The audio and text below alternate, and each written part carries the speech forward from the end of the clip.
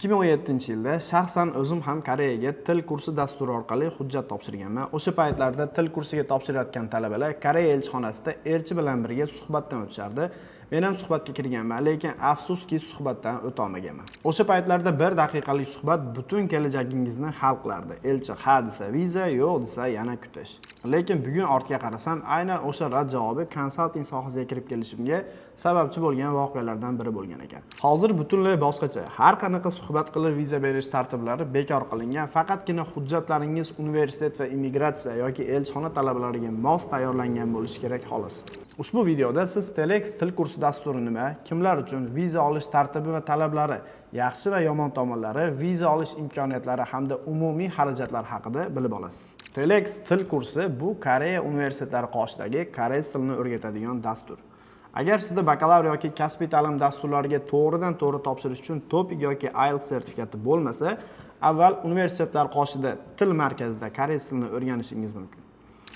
O'qish odatda 6 oydan 2 yilgacha davom etadi. Ko'pchilik talabalar 6 oy yoki 1 yildan keyin til darajasini oladi va keyinchalik o'sha universitetning o'zida yoki boshqa istalgan universitetlarning kasbiy ta'lim yoki bakalavr dasturlariga period qilishadi.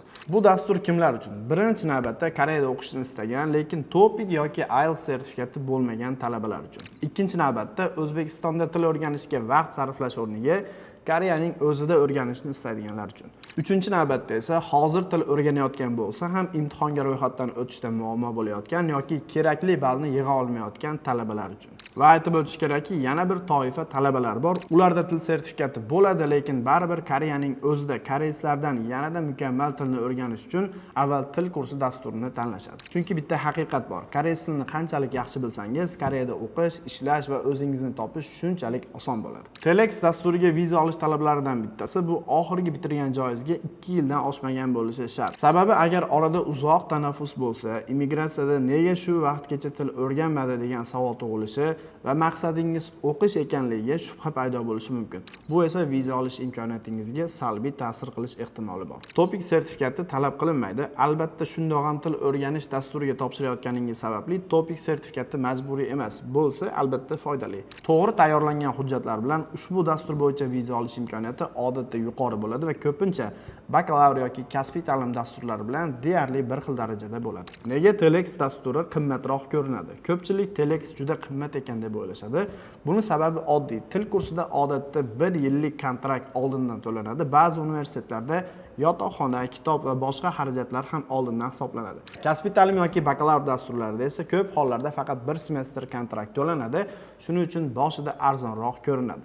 Lekin Koreyaga borganingizdan keyin 2-semestr kontraktda uy depoziti, ijara va boshqa xarajatlarni qo'shsangiz, ayrim hollarda umumiy xarajat Telex dasturidan ham ko'proq bo'lishi mumkin. Shuning uchun ham odatda Telex dasturiga topshirishda va viza olish uchun odatda umumiy xarajat universitet va talabaning holatiga qarab $5000 dan $7000 bo'lishi mumkin. Va yana ko'pchilik beradigan savol, agar 1-semestrdan keyin bakalavrga o'tsam, qolgan kontrakt pulim nima bo'ladi? To'langan 1 yillik kontrakt va o'qilmagan muddat qayta hisob-kitob qilinadi va talabaga qaytarib beriladi. Telex dasturini kasbiy ta'lim bakalavr dasturidan yana bir farqi, viza uchun 1 oylik KDB bankshot o'rniga 6,5 mingdan 8 minggacha bo'lgan summani 3 oy muddatga bankshot sifatida depozit qilinishi talab qilinadi. Seuldan tashqari universitetlarga topshirayotgan talabalar 6,5 ming pulni 3 oy muddatga, Seul hududidagi universitetlarga topshirayotgan talabalar esa $8000 pulni 3 oy muddatga KDB bankiga omonat sifatida ko'rsatishlari talab qilinadi. Agar sizda bu mablag' bo'lmasa ham xavotir olmang, biz bilan bog'lansangiz menejerlarimiz sizga holatingizga mos yechimlarni tushuntirib berishadi. Telex dasturining eng katta afzalligi koreys tilini Koreya muhitida juda ham tez fursatlarda o'rganish imkoniyati hisoblanadi. Koreyalik kuchli metodikaga ustozlar va eng muhimi darsda o'rgangan narsalaringizni har kuni kundalik hayotda ishlatish imkoniyati. Natijada siz tilni juda ham tez fursatlarda o'rganish imkoniyatiga ega bo'lasiz. Darslar odatda haftasiga 4-5 kun 3-4 soatdan davom etadi. Shu sababli ishlash uchun vaqt bakalavr talabalariga qaraganda nisbatan kamroq bo'lishi mumkin. Odatda til kursi dasturida o'qiydigan talabalar kechki smenada yoki darsdan keyin qo'shimcha ishlarda ishlashadi. Lekin hammasi albatta insonning rizqiga va harakatiga bog'liq.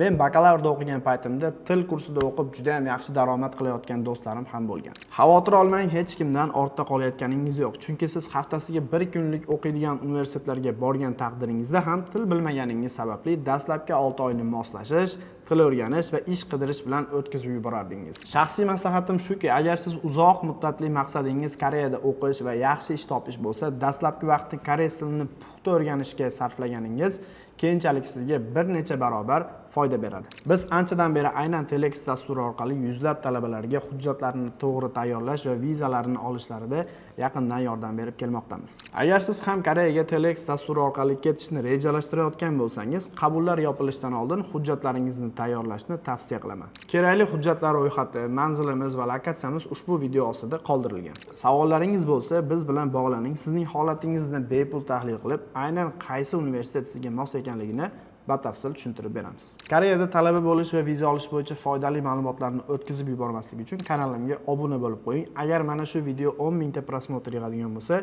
shu video ostidagi eng zo'r kommentariy sohibiga Koreyaga bepul bilet sovg'a qilamiz.